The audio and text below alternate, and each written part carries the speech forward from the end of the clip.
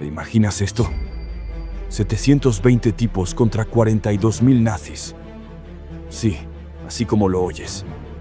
No es la típica película gringa, ni una leyenda inventada. Esto le pasó de verdad a un capitán polaco en 1939. Pero espérate, lo más loco no es que aceptara el reto. Lo de verdad, demente, fue que esos tipos aguantaron 3 días y dejaron en ridículo al mejor general de Hitler.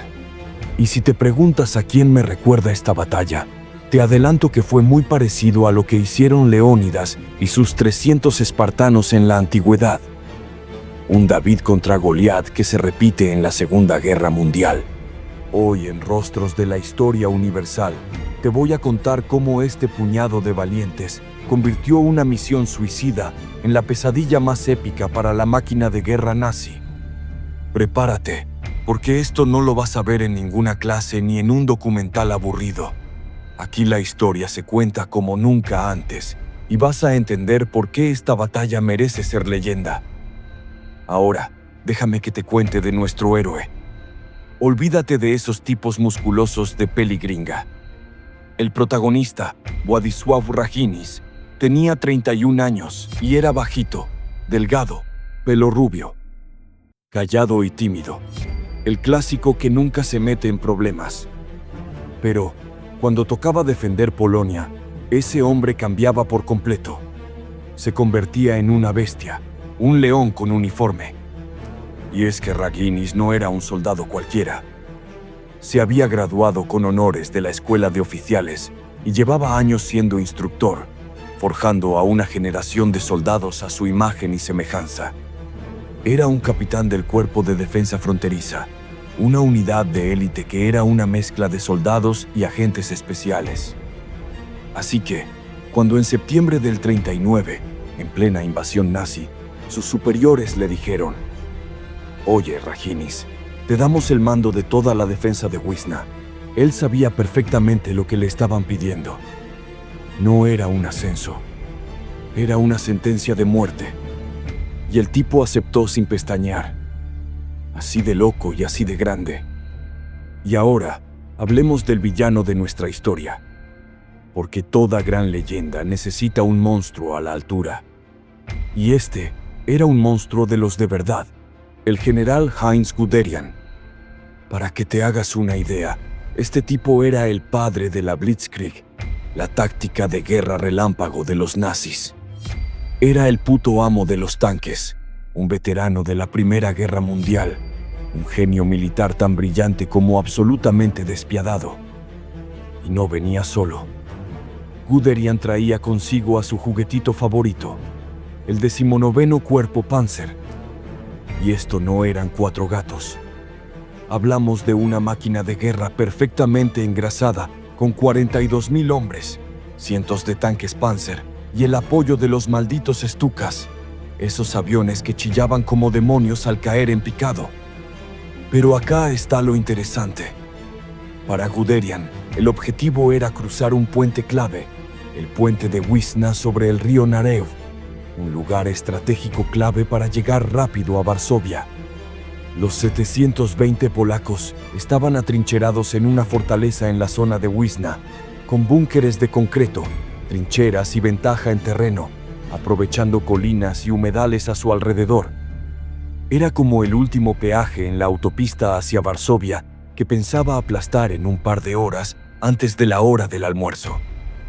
No era una batalla real, era solo un pequeño estorbo.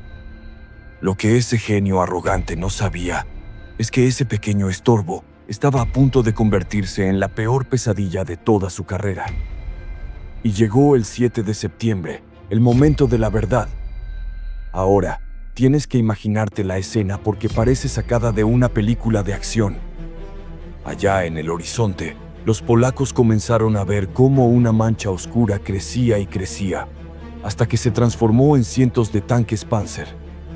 Estas bestias de 10 a 20 toneladas avanzaban como un tsunami de acero y barro directo hacia ellos.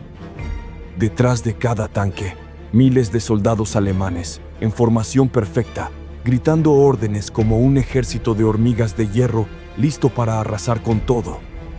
Y entonces empezó a llover fuego. La artillería. Hermano, la artillería. Hablamos de cañones de 150 milímetros, monstruos que disparaban proyectiles del tamaño de un refrigerador, cada uno con 43 kilos de explosivo que borraban del mapa un trozo de Polonia. Guderian, desde su puesto de mando, podía estar seguro de una cosa: esto será un paseo. Pero lo que no es que el capitán Raginis había pasado los últimos meses transformando esa línea de búnkeres en un laberinto de muerte, sádico y perfecto, diseñado para que cualquier enemigo se arrepintiera de haberlo intentado. Pero justo antes de que empezara el festival de fuegos artificiales, Guderian hizo lo que manda el protocolo. Mandó a un pobre oficial con una bandera blanca a negociar la rendición. Imagínate al alemán acercándose a las trincheras polacas, sudando la gota gorda y pensando: bueno, esto es un trámite. En 5 minutos estoy de vuelta tomando un café. Llega hasta el búnker de Raginis y suelta el típico discurso. En nombre del alto mando, se les ofrece una rendición honorable. Están superados en número. La resistencia es inútil. Bla, bla, bla. Raginis lo deja hablar, sin interrumpir, con una mirada tan fría que debió helarle la sangre al alemán. Cuando termina, se queda en silencio. Un silencio largo, pesado, de esos que te hacen tragarte la saliva. Y entonces responde en polaco, bien alto para que todos sus hombres lo escuchen, con una de las frases más épicas de toda la guerra. Los soldados polacos no se rinden. Dile a tu general que si quiere este puente, que venga él mismo a tomarlo. El oficial nazi, aunque no entendió ni una palabra, captó el mensaje perfecto. Se dio la vuelta y mientras se alejaba, seguro pensó: vale, estos tíos están locos de remate. Y tenía toda la razón. Pero lo que no se imaginaba, cuán loca iba a ser la resistencia. Y a las 6 de la mañana del 7 de septiembre, después de esa respuesta tan desafiante de Raginis, Guderian dio la orden. Y hermano, se desató el infierno sobre la tierra. Primero la artillería. Imagínate el sonido. Un trueno constante que te retuerce las tripas.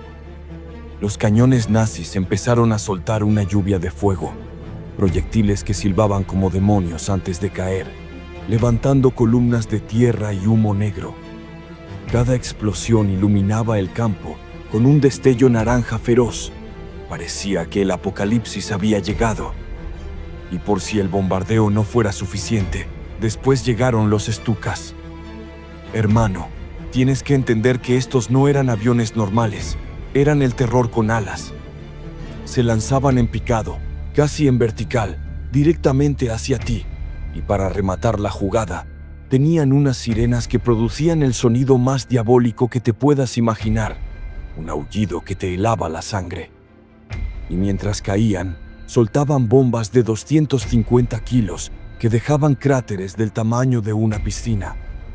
Y detrás de toda esa lluvia de fuego, llegaba la ola final, el tsunami de acero. Cientos de tanques Panzer, esas bestias de metal con sus orugas negras, triturándolo todo a su paso. Barro, árboles y las esperanzas de los defensores. Y pegados a ellos, miles de soldados de infantería avanzando como un enjambre, listos para aniquilar cualquier cosa que se atreviera a seguir respirando. Era un caos de humo, fuego y destrucción. Parecía el fin. Pero entonces, en medio de esa pesadilla, comenzó a pasar algo increíble. Desde los búnkeres, que parecían montañas humeantes de escombros, empezaron a salir destellos de luz. ¡Pum! ¡Pum! ¡Pum! Eran los fusiles de los polacos, devolviendo el fuego como si les estuvieran tirando piedras en lugar de bombas. Imagínate la cara de los alemanes. Debieron pensar que estaban peleando contra fantasmas que disparaban desde las ruinas del infierno. Como 300 valientes espartanos en un paso estrecho, Estos 720 aguerridos polacos resistieron contra toda lógica. Un acto de valentía digno del legado de Leónidas y sus guerreros. Y aquí es donde la lógica salta por la ventana y la leyenda toma forma. Los polacos tenían fusiles viejos, Mauser modelo 1898 y unas pocas ametralladoras. Era como pelear con ondas contra metralletas. Mientras que enfrente tenían un puto ejército de tanques, artillería y aviones. Era como querer apagar un incendio con un vaso de agua. Pero a estos tíos no les enseñaron a retroceder. Imagínate la escena, de esas que parecen sacadas de la peor pesadilla. Un soldado polaco de 19 años, llamémosle Joseph, ve cómo su mejor amigo, que está a 3 metros, explota por el impacto de un mortero. La tierra caliente mezclada con sangre le salpica la cara. Tiene un pitido en los oídos tan fuerte que no oye ni sus gritos. ¿Y sabes qué hizo? Se limpió la sangre de los ojos con el brazo, agarró las granadas del cinturón del amigo muerto y siguió disparando como si nada. Mientras tanto, nuestro capitán tímido, Raginis, corría como un loco por los túneles subterráneos que conectaban los búnkeres. Coordinaba la defensa, gritaba órdenes, mientras las explosiones les llovían barro y escombros sobre la cabeza gritando: «No retrocedemos ni un centímetro. Que vengan a buscarnos». Era un director de orquesta en medio del apocalipsis. Y lo increíble es que, después de todo un día de bombardeos, disparos y ataques, los alemanes solo habían avanzado 50 metros. 50. Guderian, desde su tienda de mando, seguro estaba a punto de sufrir un aneurisma. Esto no estaba en sus planes. ¿Y cómo es posible esto? La respuesta es una mezcla de terreno infernal y una genialidad polaca fuera de serie. Raginis no los puso a luchar en campo abierto. No, había convertido esa zona en una trampa mortal, con búnkeres de concreto armados sobre colinas que dominaban el único camino posible. La zona estaba rodeada de pantanos, así que Guderian no podía rodearlos. Tenía que atacar de frente, por un cuello de botella perfecto, convirtiéndose en blanco fácil para las ametralladoras. Y para rematar la jugada, los polacos volaron el único puente sobre el río Nareu, haciendo que los tanques de Guderian quedaran atascados y furiosos, siendo humillados por un puñado de valientes.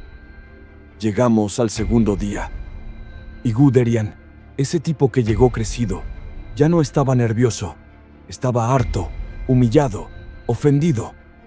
Imagínate, toda su reputación, su famosa Blitzkrieg, frenada seco por un puñado de polacos metidos en búnkeres medio destartalados. Así que perdió la paciencia y soltó una orden que parecía salida de una pesadilla. Tráiganme toda la artillería de la zona. Quiero convertir ese lugar en un puto cráter. No escatimaron en nada. Llegaron cañones de 105 milímetros, obuses de 150 milímetros, morteros, lo que tú quieras. Y durante 3 horas seguidas, sin parar, desataron el apocalipsis. El suelo temblaba como en un terremoto. El aire era irrespirable, puro humo, pólvora, el típico olor metálico de la muerte. Todo alrededor se convirtió en un paisaje lunar, lleno de cráteres, árboles partidos y metal retorcido. Cuando el bombardeo por fin terminó, Guderian, convencido de que nadie podía haber sobrevivido ahí, le soltó a sus oficiales: «No puede quedar nada vivo. Avancen y limpien los escombros».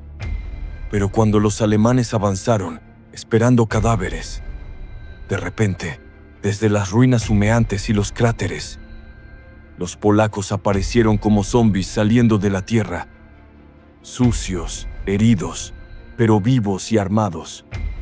Resulta que el tímido capitán Raginis había construido un sistema de túneles tan ingenioso que sobrevivieron a lo peor que les lanzaron los nazis. La cara de Guderian debió ser un espectáculo. Llegamos al tercer día, 10 de septiembre. De los 720 polacos originales, apenas quedaban 200 en pie. Y Guderian ya no era el genio nazi de las revistas.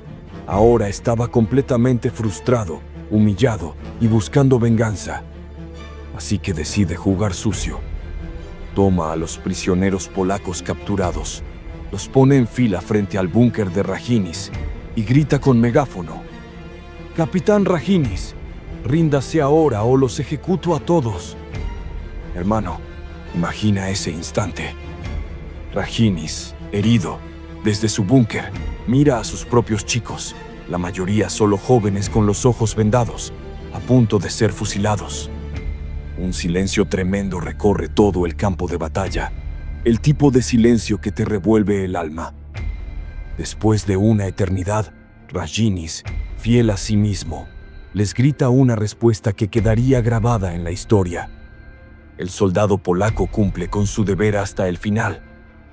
Guderian, cada vez más rabioso por el desafío, ordenó el bombardeo más brutal de toda la batalla. Durante 4 horas, la artillería convirtió el mundo en un infierno absoluto. A las 2 de la tarde, solo quedaba un búnker en pie, el de Rajinis, rodeado de tanques. Ahí, Rajinis, herido, cubierto de polvo y sangre, reúne a los últimos 12 hombres y les dice, con una calma que impresiona: «Muchachos, hemos cumplido. Salgan y ríndanse. Yo me quedo». Uno a uno, sus hombres, entre lágrimas, salieron con las manos en alto. El último recuerda la mano de Rajinis en su hombro y sus palabras: «Vete, hijo, vive para contar esta historia». Justo cuando el último salió, la explosión ahogada del sacrificio marcó el final. Rajinis, el capitán tímido pero indomable, eligió morir antes que rendirse y dejar armas a los nazis. Tomó una granada, quitó el seguro y se tumbó sobre ella. Cumplió su promesa, hasta el último segundo. Y Guderian, que lo había visto todo en el frente, escribió después en sus memorias que nunca había presenciado un acto de heroísmo semejante. Déjame contarte un dato que te va a volar la cabeza. ¿Por qué el capitán Rajinis quedó en la historia como el Leónidas polaco? Y ojo al paralelismo, porque es sorprendente. ¿Recuerdas la batalla de las Termópilas? Allí, Leónidas y sus 300 espartanos resistieron durante 3 días el avance de miles de persas en un paso estrecho, luchando por algo más grande que ellos mismos. Pues lo que ocurrió en Wisna fue prácticamente una reencarnación histórica. El capitán Rajinis, con 720 soldados polacos, resistió 3 días el embate de 42.000 nazis en un cuello de botella, defendiendo búnkeres frente a un monstruo militar que parecía invencible. No era solo cuestión de números, era cuestión de espíritu. Igual que los espartanos, los polacos sabían que no podían ganar, pero lucharon para darle tiempo y esperanza a sus compatriotas, para demostrar que había algo por lo que valía la pena morir y convertirse en leyenda. Por eso los polacos y la historia, con toda la razón, bautizaron esta batalla como las Termópilas polacas, y ellos fueron sus 300 espartanos polacos. Y ahora la pregunta que lo cambia todo: ¿sirvió de algo? ¿Valió la pena tanto sacrificio? Hermano, sirvió de mucho. Esos 3 días que el Leónidas polaco y sus 720 locos le robaron al monstruo de Guderian fueron oro puro. Mientras la máquina nazi estaba atascada perdiendo tiempo y cientos de hombres por un simple puente, el resto del ejército polaco podía respirar, reorganizarse y moverse a defender Varsovia. El sacrificio de Rajinis le compró tiempo a toda una nación. Y el golpe de verdad, el impacto, fue moral. Porque Rajinis y los suyos le gritaron al mundo, sangre en mano, que la invencible máquina de guerra nazi no era invencible. Porque hay batallas, socio, que no se pelean para ganar. Se pelean para dejar huella y enseñar que hay cosas por las que vale la pena morir.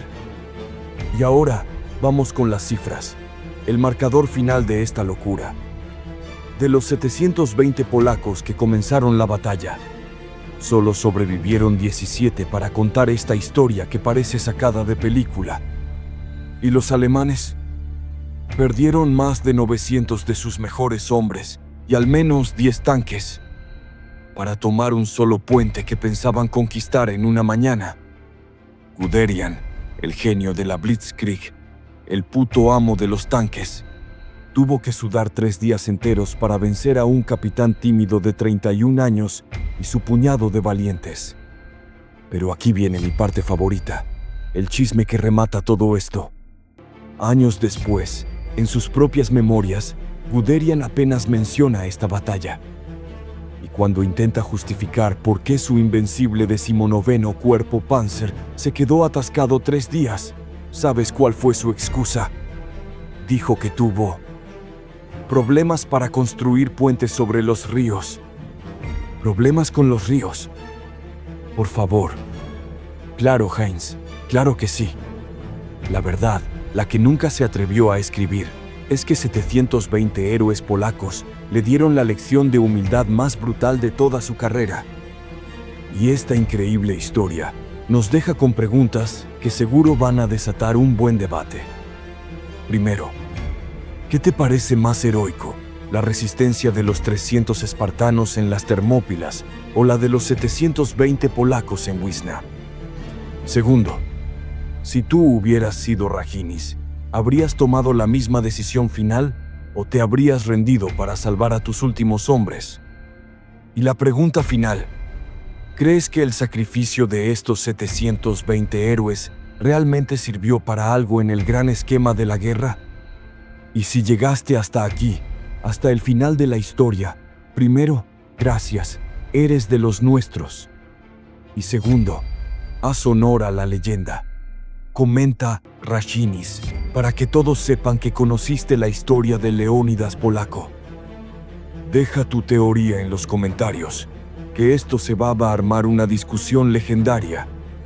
Si esta historia de heroísmo imposible te ha volado la cabeza tanto como a mí, revienta ese botón de me gusta.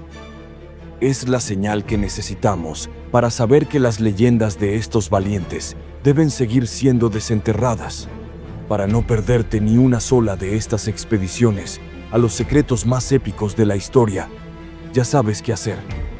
Suscríbete y únete a nuestra legión de exploradores del pasado. Y no te olvides de activar esa campanita, que es la única alarma que te avisará cuando estemos a punto de lanzar la próxima aventura heroica y épica.